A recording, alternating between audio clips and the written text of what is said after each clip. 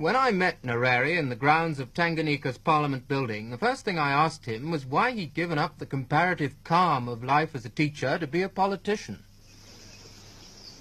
Well, I don't know, circumstances. I had already, while I was still teaching, I had already got involved in politics, and the time came when my headmaster offered me a choice, either to teach or to go into politics, and I decided to go into politics. Have you, as a national leader, found it a disadvantage not to have been put in prison by the British? I think there is a little disadvantage, but I'm not going to try and go into prison. How do you think, Mr. Nyerere, this progress has been possible in Tanganyika? I think there are many circumstances. We lack the difficulties that other countries have. We don't have a very serious racial problem here. We don't have a very serious tribal problem. And as an African nationalist, I find no difficulty because, quite frankly, in a country like Tanganyika, our problem is one of underpopulation, not of overpopulation. Mr. Nyerere, what do you see as the future for Africa, for all Africa? I think it's going to be a future of a common sentiment, a sentiment which has been built up during this whole period of struggle and pre-struggle. And I can see Africa myself speaking as a continent with a greater unity, a greater uniformity than any other continent in the world. And largely, I think, on moral issues like the rights of man.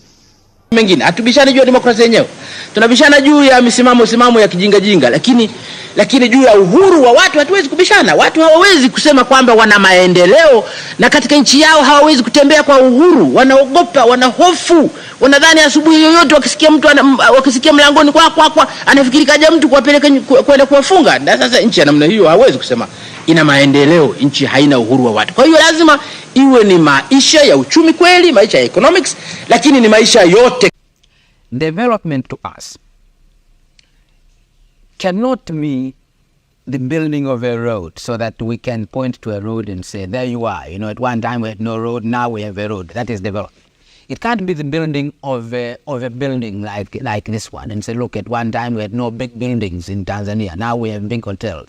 This is not what we call development. Development to us must be the development of our people. And we are saying it can be brought about by themselves for the purpose of improving their own lives. Now, it does happen that our people are rural people. If development means developing our people by themselves so that they can improve their own lives, well, their lives as peasants.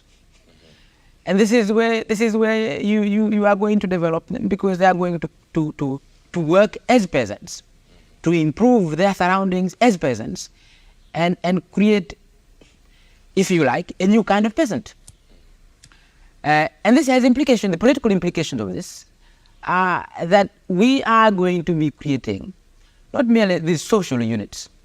These are not simply going to be social units. These are going to be also self-governing units to the extent to which they will control those affairs which affect their own lives as producers. Should Tanzania develop a viable middle class? And if it did, what role would that middle class play in the socialist revolution? I would say a middle class cannot help to develop the ideas of the Arusha Declaration. How could it help? Because we are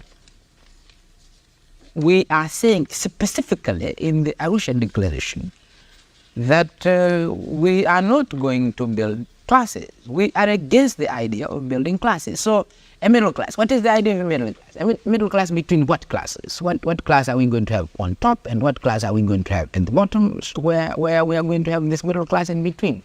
We don't accept this idea. The ideas of the Arusha Declaration are ideas of developing a dedicated leadership to what we call our revolution.